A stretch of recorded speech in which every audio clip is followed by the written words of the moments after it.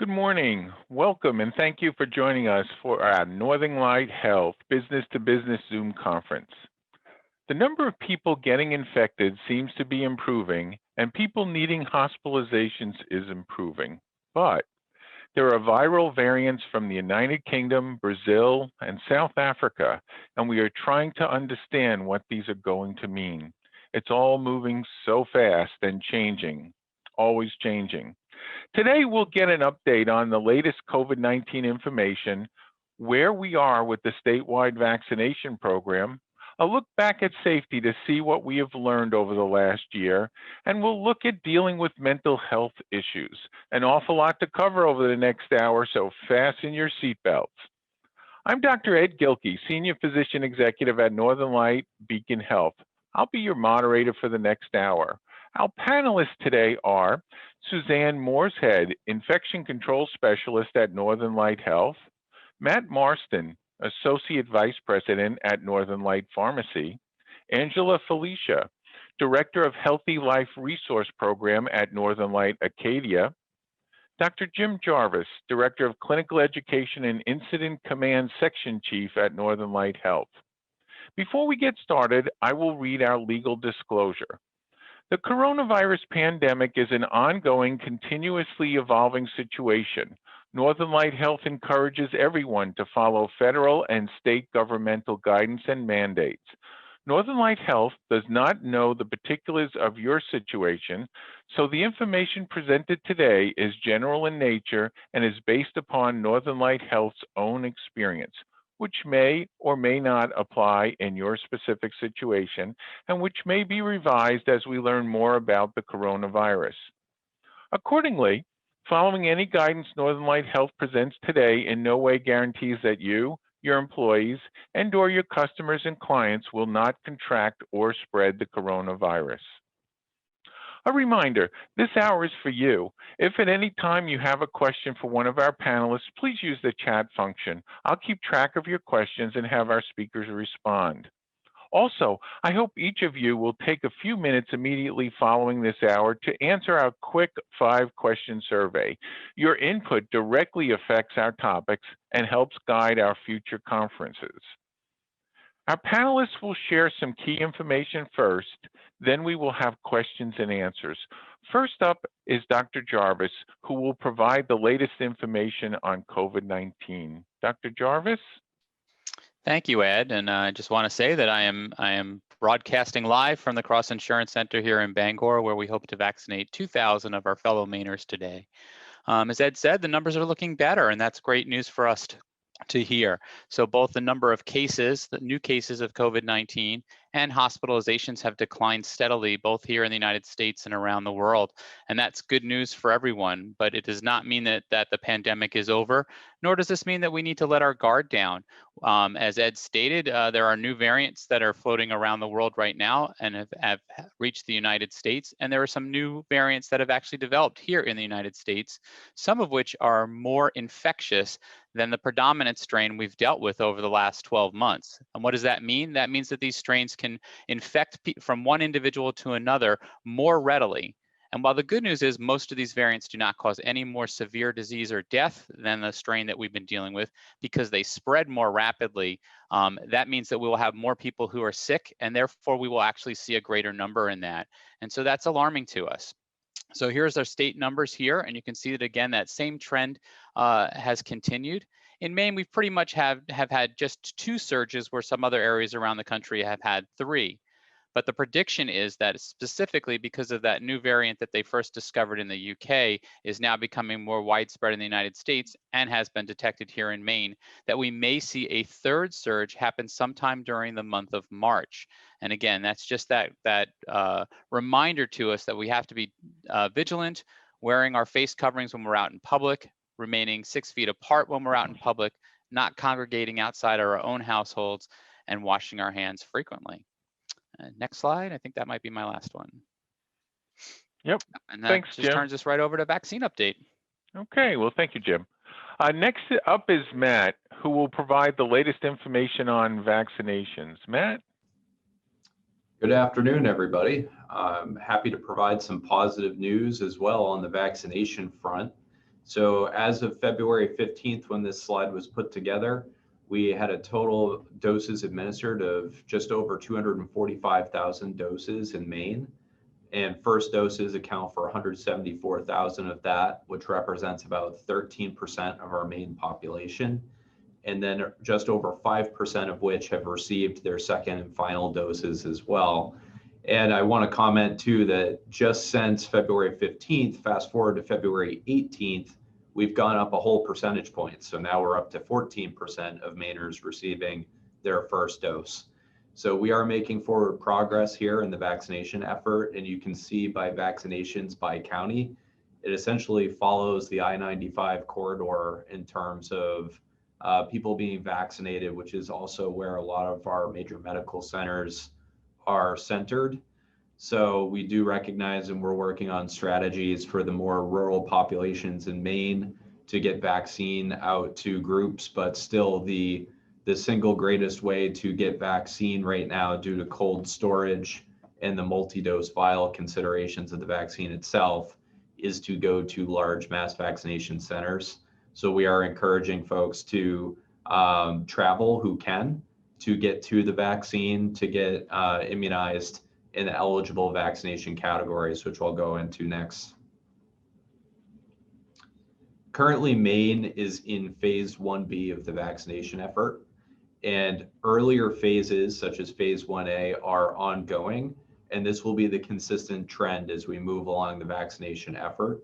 We are still vaccinating actively healthcare workers and residents of long-term care facilities, as well as first responders in our state.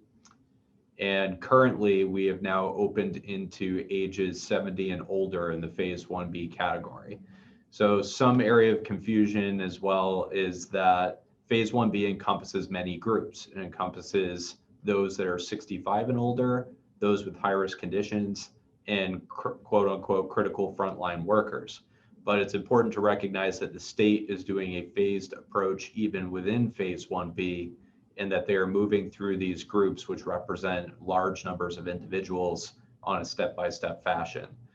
So currently the state has announced that we are vaccinating 70 and older, and we've been doing that across Northern Light Health in large numbers. We've currently vaccinated about just shy of 50% of the 70 plus age group as of today in terms of first doses, less than that in terms of the second and final dose. But we really try to track those first dose patients to give us a sense for how many in the population we've moved through. And again, we're at about 47% right now in that age category. The state has indicated that next up would be the 65 plus age category in terms of who will be vaccinated. We do not know at this time the exact date on when that will occur, and we continue to monitor that and partner with the state. And we will send out announcements to everybody as soon as we are able to vaccinate that age category. Some undefined categories at this time too are who would represent those with high risk conditions. The federal CDC has guidance out there in terms of who is at risk for COVID-19, but what is still unknown is who in those categories would be eligible to be vaccinated, as well as how many comorbid conditions you would need to have to be eligible at that time. So we're waiting for direction on the state on that one, as well as who would fall within the critical frontline workers category. So those are still areas that are to be determined, and we're monitoring those closely. After that, in phase 1C, we move to other critical workers that may not have been captured in phase 1B, and then ultimately to phase 2, which opens up to the general population, which the state website indicates most recently an estimate of June 2021 when that will occur, due to the efforts at the federal level to increase vaccine supply. So one thing I want to mention to the group is the reason behind an age-based strategy, I think, is critically important in Maine in particular.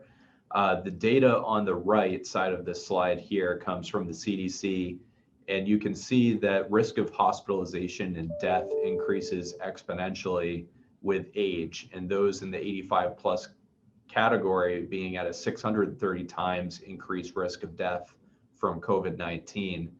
And if you couple this with the fact that Maine has the single most elderly population in the United States, In 2018, we had 20.6% of our population in the 65 plus age category.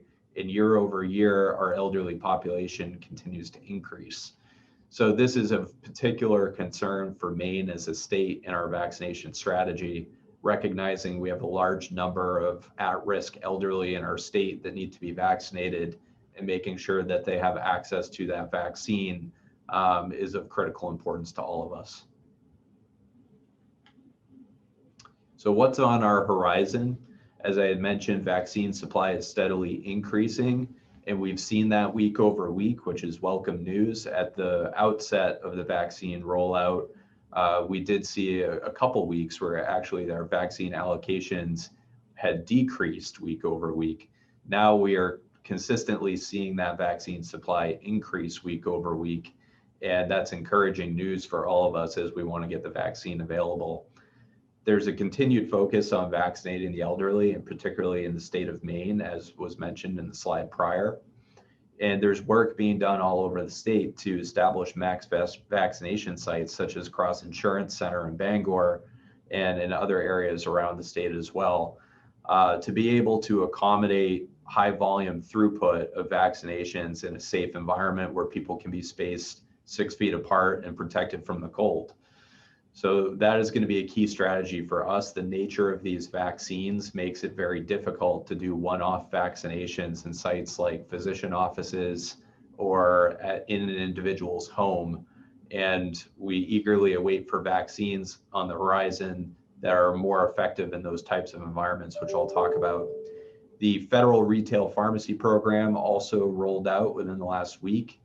And that's what, as you may have seen, what enables Walmart to be able to provide vaccines out of their pharmacy locations. And we expect that there'll be increased locations in the future as they roll that program out. That vaccine supply does not come out of the state's allocations for hospitals. That comes from a separate allocation at the federal level. So this is positive news to increase access. Also, we do have new vaccines that are still in the pipeline for approval. The one that we expect to come out most expeditiously is Johnson & Johnson vaccine. And I've listed AstraZeneca and Novavax down below that. What's unique about Johnson & Johnson's vaccine is it's available in a single dose. And so it's a one-dose vaccination series, but also available in single-dose increments. This makes it an effective choice for environments like doctors' offices and retail pharmacies to be able to provide the doses without as much risk of waste. And it's also stable under regular refrigeration for 2 months. So this is going to be a unique option and will change our vaccination strategy in a way that will improve access. Also, it's been circulating around that it has 85% effectiveness. And a lot of people are comparing that to the 95% effectiveness that's seen with Pfizer and Moderna. But I want to caution comparing between studies is not accurate, and that they did actually use different study endpoints in their clinical trials. So you can't compare apples and oranges. What's important to recognize is that all of the vaccines that are out there, Pfizer, Moderna, and Johnson & Johnson coming to market, showed 100% efficacy at preventing hospitalization and death, which is ultimately what we're trying to reduce with this pandemic. And there's ongoing studies to evaluate second doses in the vaccination series for Johnson & Johnson. So it may very well be that it requires 2 doses in the future when we get results of those studies. Thanks, Matt. Our next speaker is Suzanne, who will share what we have learned over the past year in the area of infection control. Suzanne? Hi, thank you, Dr. Gilkey. As you've just heard from Dr. Jarvis and Matt, we have reasons to be optimistic. We're making progress on vaccination rates, and the number of new infections is definitely moving in the right direction. But we're not there yet. In fact, many are saying that this is some of the most critical time to follow some basic infection prevention techniques in order to bring the rate of infections to below last summer's number, and also to combat the new variants that are starting to show up. So what are those things that you can do, and what have we learned in the past year? We've actually learned the basics work. Social distancing does make a difference. Stay 6 feet apart. Keeping that distance is critical to help stop the spread from person to person. Continue to wear masks and make sure that the people around you are wearing theirs. And I'll talk more about masks in just a moment. And also, remember what you learned as a child. Wash your hands. Use hand sanitizer every chance that you can, and particularly after handling items that are frequently touched by others. And finally, keep the surfaces around you clean. Use disinfectant wipes. Just remember that if an item is visibly soiled, that you should wash it first before using that wipe. And that's going to ensure that the disinfectant does the job that it's supposed to. So going back to masks, there's a lot of new information coming out on masks, and that's creating a lot of confusion. What type of mask should you wear? What material is the best? And should I wear 2 masks or even 3? And as a business owner, it's even more confusing. How do you decide if that mask that your customer or employee is wearing is adequate? The most important consideration with masks is fit and function. And fit's actually really easy to determine. You want to make sure that the mask that they're wearing is fitting snug across the nose and cheeks, flat across the side, and then it's secure underneath the chin. A metal band across the nose is really important because it's going to help with that fit. In some masks, that band is visible, and some that they're not. The way to tell is that mask fitting tight across the bridge of the nose, and do you see a gap along the side? We have learned that bandanas and the gaiters that are out there really aren't the best options for masking, and that's simply because they don't adequately secure across the top or the bottom. Now, some masks do fit better than others. The bigger problem really is most masks come one size fits all, but most faces are not the same size. There is, though, a simple trick that you can do to make a mask that's a little bit too big fit much better. Looking at the diagram there, all you need to do is you just take the mask that you have, if it's a little bit too big, fold it so that it's horizontal, and then really close to where the mask and those ear loops are, you just tie a knot. So that way it's all nice and secure. You then open up the mask, and you're going to notice that there's a little bit of a gap there. All you do is tuck that under, and the knot that you just made keeps that mask nice and secure along the side and prevents that gap there. So it really is a simple process. Now, a well-fitting mask tends to move in and out as the person talks or breathes. So what about fabric versus other materials? For cloth masks, obviously the fabric shouldn't be sheer. And the way to check to see how well it actually filters for a cloth mask, place your hand just to the outside of the mask when you're wearing it. The inside of your hand should feel warm, but you shouldn't be able to feel a breeze with it. Now, just to let you know, masks issued by hospitals go through a lot of testing, so that way they're assured of filtration. So you may find that in some cases, a mask that is received at a hospital looks a little bit sheer, but rest assured it is safe to be worn, and it's going to help protect people around the wearer of it. Now, double masking, that has certainly been in the news quite a bit lately. In the community, it does have some benefits, and that's simply because there's a wide variety of masks out there, all with different levels of efficacy. A second mask can help that. The most important thing is if somebody is going to double mask, they take the smaller of the 2 masks and they put it inside that second mask, or actually they would put that first mask on first and then put the larger over it as they wear it.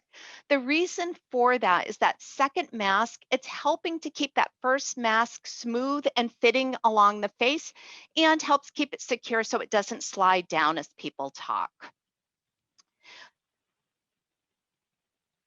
Now, one thing quickly on masks, there is one caveat to that, is if you have a customer that comes into your place of business and you're not quite so sure about the mask that they're wearing being efficient, I would still have them put your mask on over whatever they're wearing, regardless of the size of the mask you're handing them. And that's simply because you don't want them to take their mask off in front of your employees. Now, equally important to keeping your business safe, to those basic safety features that I just talked about, is really keeping the virus out of your business in the first place. Managing illnesses and exposures to COVID is one of the most important things that you can do. Now that we have a significant mix of people in the community that may have already had COVID or vaccinated, there's a lot more questions about what to do. At any point, if you have an individual that's coming into your business, whether they're a customer or an employee, if they have symptoms that are consistent with COVID, you should be keeping them out of the business. And this includes fevers, respiratory symptoms, sore throat, loss of taste or smell, and some GI symptoms. The most current list of symptoms is always available on both the main CDC website and the regular CDC, national CDC site. And I've provided those resources for you. So, regularly check on those. And the same thing in terms of keeping people out of your business if they've been exposed. If you have an employee that says that they've had an exposure to COVID-19, you shouldn't have them come into your places of work. And also, you should have them stay away until they have met the criteria that is listed in the main CDC guidance for how long they need to stay away. And those that actually have COVID, until they hit that criteria that they're no longer infectious, that they should not be coming to work. At a minimum, that's 10 days, but in some cases, it can be up to past 20 days. Now, if you have employees or customers that have already had COVID-19 or they've been vaccinated, you do have a little bit of wiggle room with those that may have been exposed. And in this case, if they're within 90 days of their own illness or between 14 days after getting their second dose of vaccine up through the next 90 days, if they're exposed to COVID through a close contact, per main CDC, as of today, they can continue to work and not have to quarantine, but that is provided they don't develop any symptoms on their of their own. And if they do, they certainly should be staying home. And at any time, everybody still should, whether or not they've been vaccinated or they've already had COVID, they still need to maintain those same basic safety measures that we talked about at the very beginning. As always, this guidance is still changing as we learn more about COVID. So keep the resources that I provided handy. And as always, feel free to reach out to Northern Light Health and Beacon Health. We're here for you. Well, thanks, Suzanne. Our next speaker is Angela. Angela will address mental health, and we're calling that the other pandemic people are dealing with. Angela? Yes, unfortunately, that is true. Mental health has certainly, and mental health issues has become really that other pandemic in this situation.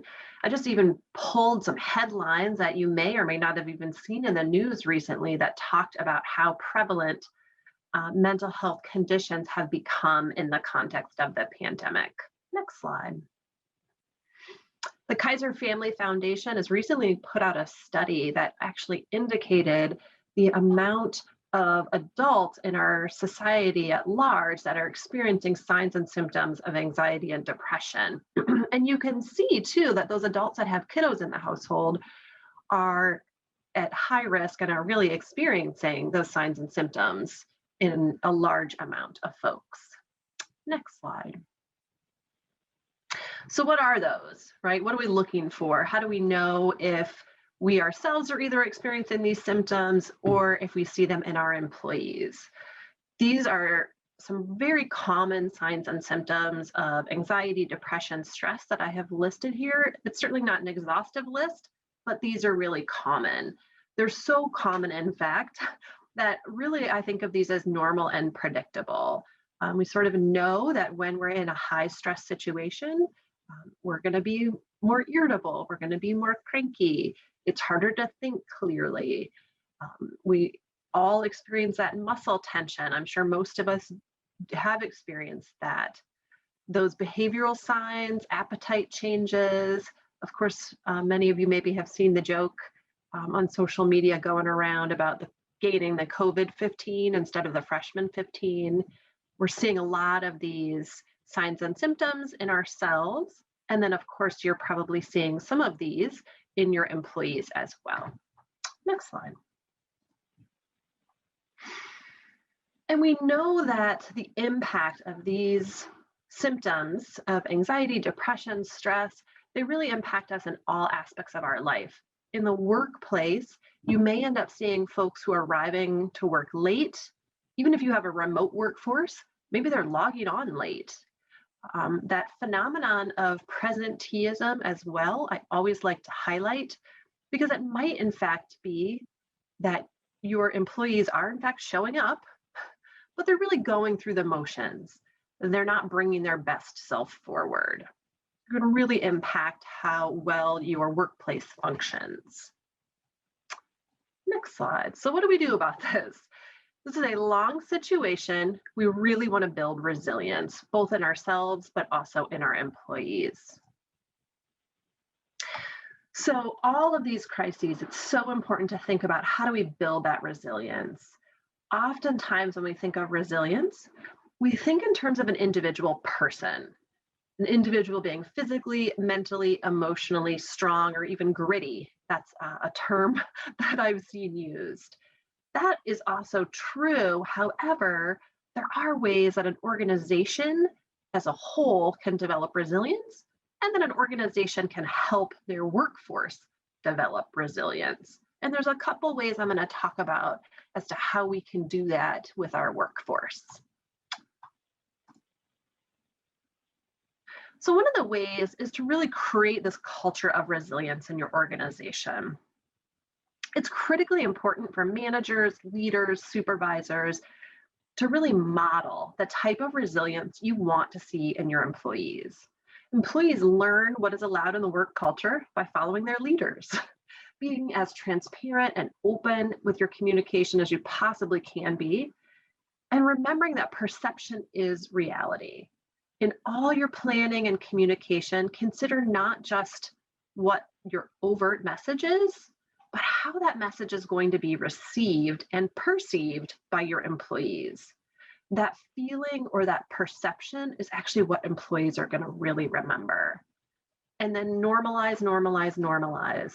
Normalize that we're all experiencing some level of signs and symptoms of that stress, anxiety, and depression. That's normal in this abnormal time period. Next slide.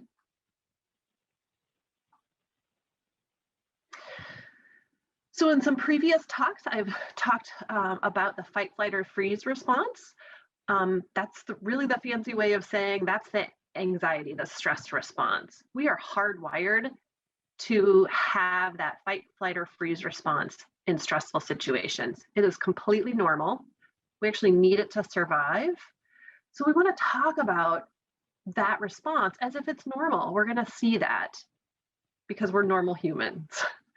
We also want to give folks an opportunity to have objective facts, an opportunity for folks to ask questions, remembering that when that fight, flight, or freeze response is engaged, it's actually really hard for the higher functioning, that executive functioning part of our brain to engage.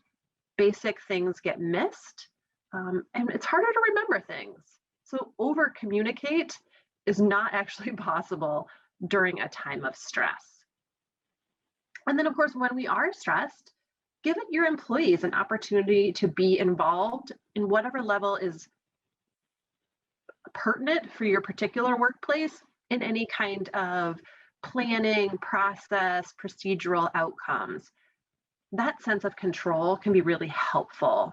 It gives people a little bit of sense of control in this really out of control situation. Next slide. And so here's some really concrete examples of how you might go about doing something like that. So if your workforce is virtual, make sure that you actually are still holding virtual team meetings, staff meetings, team huddles. I can't stress this enough, cameras on. It's really, really important. Obviously, we can only see each other with the cameras on from the waist up, but just being able to see people is helpful to make that connection. If your workplace is in person, you still want to hold those frequent staff meetings, but make sure you establish what those norms are. Suzanne went through really great explanations about how to keep people safe, proper mask wearing. So make sure that those in-person staff meetings follow those safety guidelines, but that you don't stop holding them, because it's really important to maintain that connection. Next slide.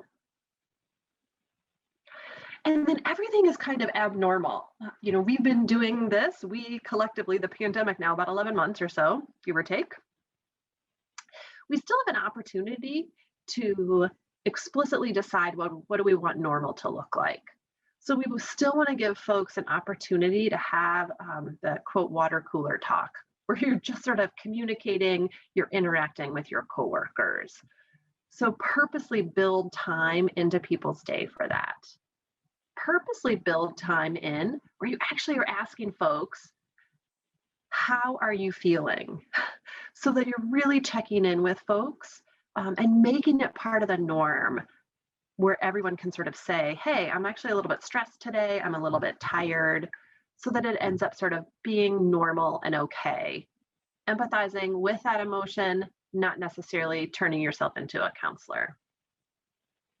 And then, of course, communicate, communicate, communicate. So facts are changing rapidly throughout the crisis. We want to give that information as best we can, and then gather questions, gather concerns, again, establishing that sense of control for folks. And then next slide. And then lastly, I think it's really, really important to always emphasize that leaders, managers, supervisors, we often become so focused on taking care of our teams that we forget to take care of ourselves. I've been sharing this analogy throughout the many presentations and folks I've been chatting with, right from that airline flight attendant, right? If that oxygen mask comes out, I really need to put that oxygen on myself before I help the seatmate. Really need to be sure I'm taking care of myself. So making self-care a priority. I've been suggesting to folks micro self-care, mini self-care, right? So some sort of mini activity that really increases your spirit, your soul, makes you feel a little bit less stressed. Even if it's a 5-minute activity, that can be really critically important. There's so much information too coming at us at all times. Make sure that you give yourself a break, or sort of set yourself a limit to say, gosh, at this time of day, I'm going to log off from social media. I'm not going to look at the news anymore. Or maybe you give yourself a whole weekend hiatus where you say, that's it. I'm sort of offline for a weekend. Those are things that you can really do to help yourself, so that you're really bringing your best self forward to help your employees. And as always, Dr. Gilkey put in the chat, feel free to ask questions. We'll have questions towards the end. Thank you all. Great, thanks, Angela. Well, it is question time, so let's focus on those. I will group similar questions together so we can address as many questions as possible today. The first question I have is for Suzanne. I'm very confused about masks, double masks, triple masks, facial coverings. What should I require of my employees and customers? Suzanne? Sure, it is a confusing topic. If you have any question about the efficacy and how well somebody's mask is fitting, a double mask does make sense. Have them place something over, just again, so that it stays secure across the face, that, and you can't see their nose and their mouth. Triple masks, there really hasn't been anything proven to say that adding a third mask on over is going to be any better than a second mask. And honestly, I would think that by the time you get to 3 masks, it's going to be difficult for somebody to wear, simply because it's going to hurt behind their ears. They're not going to all stay in place as well. So there is a point for a second mask, but most importantly is fit. Make sure that that mask fits. So Suzanne, what I think I heard along the way, you know, if one mask works by fitting well, it's of good quality material, that's fine. You know, doubling the mask, tripling the mask, doing it in combination with facial coverings, the whole idea is to get that ultimate good fit. Am I interpreting that correctly? You're interpreting that exactly correctly. Yeah, That's the great. key. Boy, that sure can be confusing. Our next question is for Dr. Jarvis. The numbers are improving, as you've shared with us. Have we turned the corner and better days are ahead? I guess we're asking you about the crystal ball again.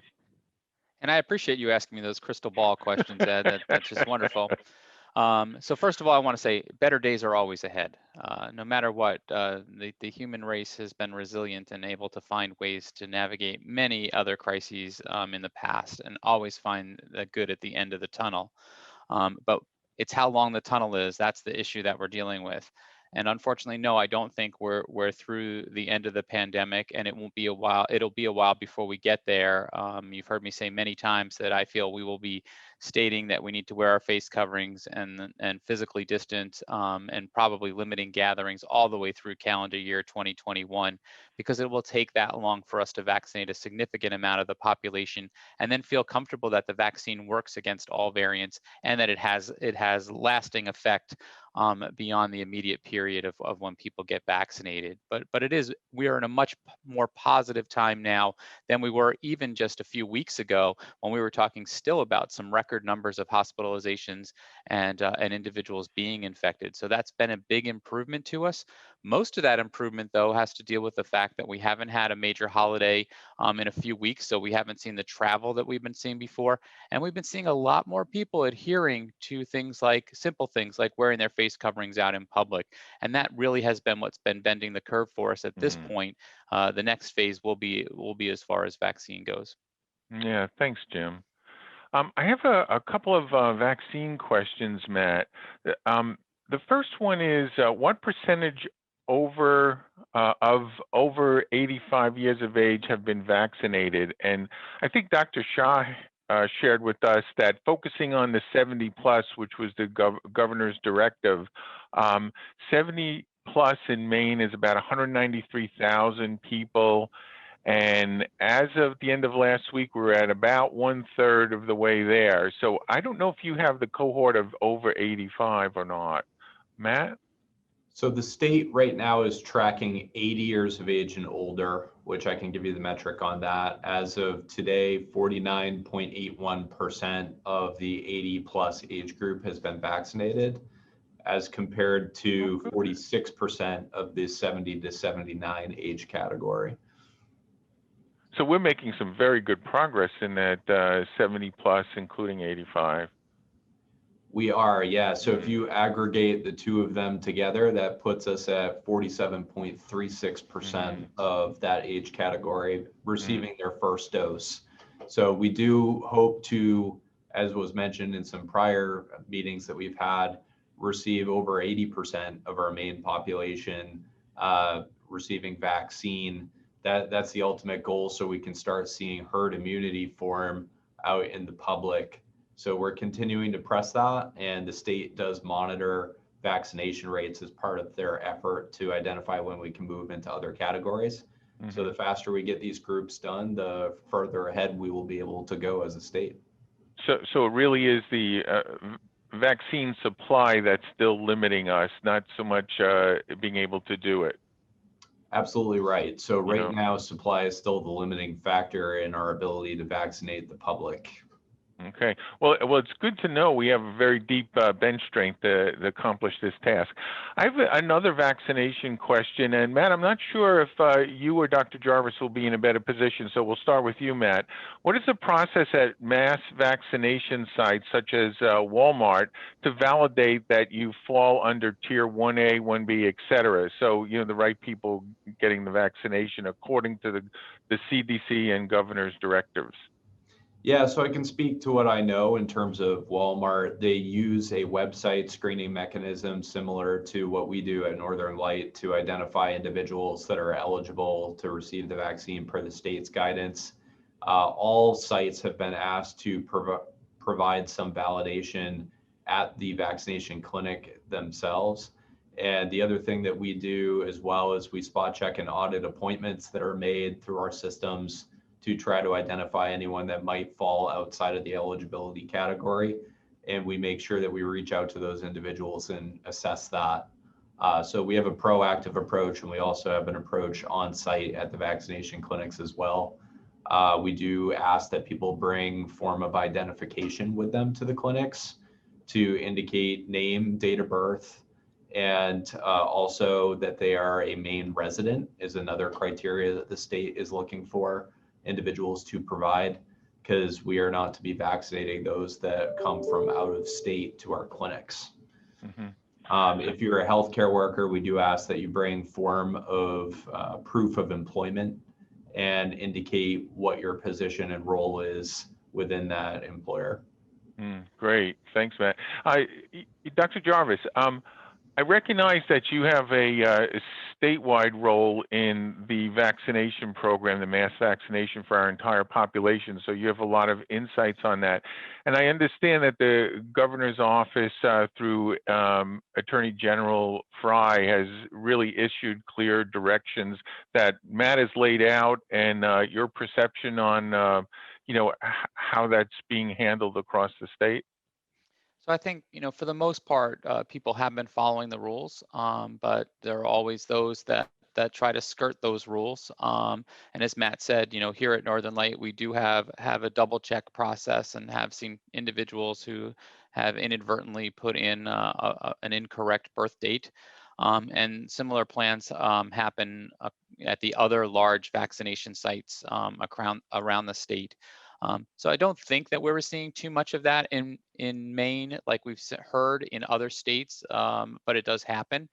And really, the Attorney General wanted to just put it in the public eye that yes, indeed, the state takes this seriously, not just from the vaccinators, but the people being vaccinated. That we are asking people to, really find their moral compass and follow the rules.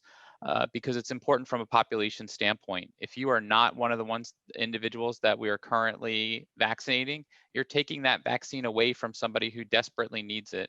And one of the reasons why we focused in on the 70+ population is, particularly in the state of Maine, but really across the entire country, people over the age of 70 are at the highest risk of hospitalization and death from this disease. So we are protecting the most vulnerable population that we have. Yesterday, I was asked, well, why aren't we protecting the people who are able-bodied rather than those that aren't contributing to society at this point? And we can debate whether people over the age of 70 don't contribute to society. I personally think they do. But when we went a bit further than that, you got to think about, if they're going to be hospitalized, they're going to take away beds and resources from those able-bodied people who still need them in cases of things like heart attack or car accident or pneumonia. And so this is the right thing to do for our entire state. Great, thank you. I have another vaccination question. Matt, we'll start with you, but there might be elements of this that Dr. Jarvis might have insight on as well. So Matt, do you think the decrease in cases and hospitalizations we've been seeing since January 12th, and January 12th, if I recall, was the peak, is due to the vaccination program? So I will speak to the fact that our epidemiologists at the state and the federal level are adamant that our decrease in cases is more related to precautions utilized, like 6-foot distancing and masking, than it is to vaccinations at this point. So I did share that around 14% of our population in Maine has been vaccinated. and that it really takes upwards of 80% or more of the population to be vaccinated against a particular virus before we start seeing herd immunity, which is really what has the largest impact from vaccinations on reducing caseload that's out there in the community. So as was mentioned, we really need to make sure that we're adhering to all the same guidances now more than ever and not lose our guard with the variants that are being introduced in the state now and around the country and around the world that are more infectious, poses particular concern to avoid a third wave here in the state of Maine. Mm-hmm. Yeah, so once again, reinforcing, as Suzanne shared with us earlier, the basics. I mean, that's really what we've learned most of all. Jim, being so immersed in all of this statistical data and having people around you to discuss it, is there any other perspective that you'd add to this? I don't, as we see the increase in vaccination, that is good news, but that's not the major factor in what we've seen in the decline in hospitalizations and in deaths due to the disease. It is really practicing all those good things that we really asked everybody to do all along. I do fear that as the weather gets warmer and people want to be more social and communicating with others, that we will let our guard down. We saw that happen in the fall. And so we just need to remain vigilant and do all those things that Suzanne mentioned.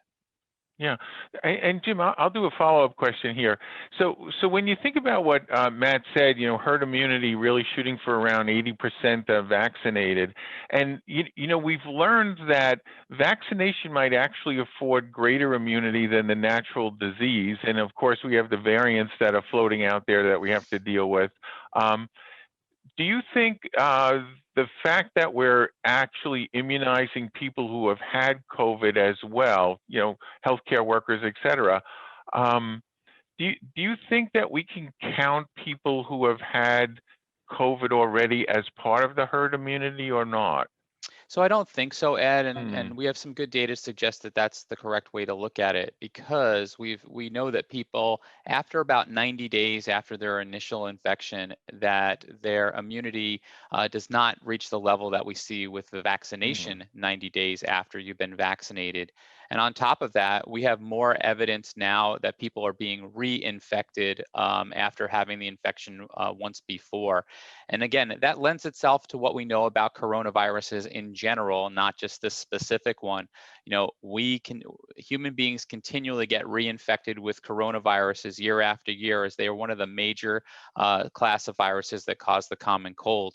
And that's why we were so scared when this coronavirus emerged, is because we know, one, how well they transmit from person to person, and two, that we really don't develop lifelong immunity to any one particular coronavirus. It is good news that the vaccine seems to have a much longer immunity to it. We know now for about a year's worth of data. But again, we also are very confident that people will have to be re-vaccinated at some point, whether that be every year, every other year, against this particular strain of coronavirus. Yeah, thank you. Angela, we are now in a state of chronic pandemic and many people are dealing with diminishing resilience. As employers, we take comfort in knowing our employees have been doing well throughout. Is now a time to take second and third looks at our staff, seeing if they need some help? Yeah, that's a great question, actually. This is definitely a time period to continue to check in with folks in the same way that we want to be vigilant with our masking, our physical distancing, hand washing. We actually still want to keep up that same level of vigilance in terms of our checking in with staff and employees, making sure that folks are okay, and then referring them to resources if you're concerned about anyone. So on all fronts, now is not the time to sort of let our guards down in regards to our physical health and safety, but also with that mental health and safety too. So I'll do a follow-up question here too, Angela. Appreciating the notion that we're calling this the other pandemic, the mental health issues, maybe you can consolidate by what are the main things I should focus on in mental health, giving these issues the same level of attention as the safety measures to prevent viral spread? Yeah, great question. There's so much that you could focus on, right? So it's sort of, what Mm, is sort of that top tier of things? You know, one of those top tier of things is we want to make sure that people are maintaining their social connection, but in a physically distant way. Social connection is really important for humans. We need that, but we need to do it safely. And then making sure too that folks are getting plenty of breaks during the workday. That might be extra breaks. It might be just 5 minutes or so. If you've got people on site, wearing a mask all day is actually pretty exhausting. Masking fatigue is real. So making sure we're giving folks those breaks, but then being sure that all your employees are constantly reminded about the available resources so that if you've got an employee that's really struggling, they know exactly where to go and they don't have to dig around for that information. so I'll do one more follow-up for you, Mhm. Angela. Is it best to reinforce that I'm there for my employees and have an open door policy, or should I seek out individuals who may need help but don't want to ask? I think there's a little bit of a theme here. Mhm. No news is good news, but sometimes it's not. You know, Exactly. That's so true, actually. Right. Yeah, sometimes no news isn't actually good news. And this is probably one of those cases. I think one of the best things that folks can do is, yes, say you have an open door policy, but then reinforce that with some sort of behavior or action that shows that. So maybe you schedule an open forum on a weekly, bi-weekly basis where your employees can sort of come in and check in with you, ask questions, see how things are going. Rounding in healthcare is pretty common, but you might think of it as like a walkabout. So you're actually sort of taking a tour of your organization and checking in with people along the way. Doing that once a week would be really great and a proactive way to make sure things are actually going okay for folks. great. Would it be safe to assume, referring to walkabout, you have a friend in Australia you've recently talked with? I So, wish, but no. yeah. So Suzanne, I have a couple of questions for you. Where do face shields fit in? I prefer my customers see my employees' faces. I wish I could give, kind of concrete evidence that face shields work, but they really generally don't work as well as a mask. They still should have a mask on underneath that face shield. Face shields really just don't adequately stop the person's breath from escaping either through the top if it's a face shield that starts at the chin and goes up, or from the bottom if it's a face shield that starts at the forehead and goes down. So they're really not the best use or best way of protecting your staff. So I think we're back to that facial covering, masks, shields. It's all about good, solid fit. Absolutely. Okay. I think that clears up a lot of questions related to that. I have another one for you, Suzanne. Should I be planning to keep customers 6 feet apart throughout the summer? This affects how many seasonal employees I hire. And that question is something that certainly you should be paying attention to Maine CDC guidance. But as of right now, we're not seeing a point that we can say that the 6 foot distancing, is going to be abolished before the summer. So I would plan on it at this point. But again, follow Okay. Maine CDC guidance with it. Okay, great. So I think I've heard twice now. Plan on this to the end of the year. Plan on it certainly through this summer, sort of tourist season, and you'll be well planning at that point. Okay, Yeah. great. Dr. Jarvis, what's the concern about the variants? And I realize that's actually a question that we probably could spend an hour on, but a couple of minutes, if you will. So the concern is twofold. So we know that some of the variants, like the one that was initially identified in the United Kingdom, spread more rapidly or more easily than the dominant strain we had seen around the world for the preceding 9 months. And so that means that more people can be infected in a shorter amount of time, and so that can overwhelm our systems. The good news is that the current vaccines that we're using, Pfizer and Moderna, seem to both be effective against that particular variant, and that's good news. We've also seen, though, that there are some variants out there that are also more virulent, meaning that they cause more severe disease. And that would be particularly the one that was identified in South Africa and the one identified in Brazil. Thankfully, we have not seen as much of that in the United States at this point, but we are a global community, and so we expect that we will see variants like that. And there's some concern that at least some of the vaccines available now, are particularly the AstraZeneca vaccine, may not be protective against the variant that was first discovered in South Africa. And so that's a concern too. As the virus changes, could it change in such a way that our own natural immunity or the immunity that we develop after vaccination are not effective? So that's our concern.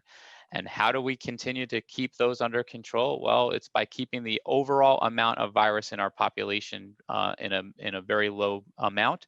And until we can get enough people vaccinated for our immune systems to do that, we just need to do that by practicing all those same things that we've talked about. Great, thank you. So Matt, I'm going to ask you a follow-up question related to that. So does it look like we're going to need a booster shot or having to get a coronavirus vaccination every year? Any insights on that? There's been a lot of discussion around that. It's still an area that is under further exploration. However, I would not be surprised if a booster vaccine is needed in the future. As was mentioned, coronaviruses are common year over year, and COVID-19 is one variation of such viruses. So just as natural immunity wanes after an initial infection, it is anticipated that we could see the same thing with our vaccines that are out there, although they do produce a longer, more sustained immunity compared to natural infection. So it's to be determined what that frequency of vaccination might look like. And the other thing that's been under discussion as well is potential modifications to the vaccine as new variants are discovered. And if there's any variants that escape the immunity offered by vaccines, that they may be able to modify the mechanism of the vaccine that we have currently in place, make some minor tweaks to it to then encompass any variants that might occur in the months or years ahead. Yeah, so I think we started with the idea that it's changing, ever changing, and this is another example of that. So we have to stay on our game with this. Angela, I have a couple of questions for you. One of which is in the chat box, but first I'll ask you. I'm hearing about young people dying suddenly, including relatives of my neighbors. It seems to be due to drug overdose or suicide. I guess that's part of this other pandemic that's going on. What can I do to support an employee if this happens in their family? Yeah, that's a great question. And part of what's happening right now too is that none of these other issues have actually gone away, right? We still have an opioid crisis in our country. We still have young folks and adults who die by suicide. So none of that has actually gone away with the coronavirus. We want to be supportive for folks. Referring those folks to professional resources. If you have any concern about anybody in your family, friends, coworkers, etc., make sure that you're letting those people know, what those professional resources are. Don't try to go it alone. I always let people know PCP is a great place to start. Check in with your PCP, but there's all kinds of good resources. Be sure to get professional help. Don't just do a Google search and try to figure it out yourself. Excellent. So I'm going to time manage like heck right now. So 30 seconds on the one in the chat room, if you will. Yeah. Someone had reached out to me. Great question. What do you do if you are checking in with employees? Someone says they're fine, but all signs point otherwise. Probably common, right? So the first thing you can do is just name the behavior you're seeing. So if you're seeing somebody that's coming in late and they're normally really timely, hey, Dr. Gilkey, I'm worried about you. You've been coming in late recently. I want to make sure things are going okay. If they aren't, I want to make sure you know what the EAP resources are for you. I want to make sure you're doing okay. So focus on the behavior, reinforce that you want to make sure they're doing okay, and then connect them with those relevant resources. Great, thank you. I'll grab onto a final question I see in the chat. Any suggestions about finding yourself in a store where the checkout cashier is wearing a face shield without a mask? Before I checked out, he was talking and standing within 2 or 3 feet from 2 other employees. One I think was a manager. I would throw out that I'd be inclined, based on being knowledgeable from sources like our conference here and all the readings that we're doing, I would feel comfortable to share with the manager about face shields and how important fit is to protect the customers, and directly see something, say something with the manager. I don't think I would confront the employee who's probably trying to do the best as they understand it. So unfortunately, we run out of time. We've included some tools for you at the end of this presentation. So thank you all for joining us, and thank you to our speakers. I hope this session has been a help to you, to support you, your employees, and our communities to safely manage your business. Just a reminder, we will be emailing you a survey right after our conference. Please be sure to give us your feedback so we can continue to provide relevant information. Our next session will be on March 4th. We'll be visiting communication strategies for building consumer confidence, state and federal COVID-19 policy updates, and the latest on COVID-19 and vaccinations. Our lineup of speakers is not to be missed, I assure you. These topics will be informative and, dare I say it, exhilarating. I can't wait. We will send you the link for this session. We encourage you to share the invitation with your friends, colleagues, and others who might benefit from this information. By working together, we will keep Maine safe. Thank you and have a good afternoon.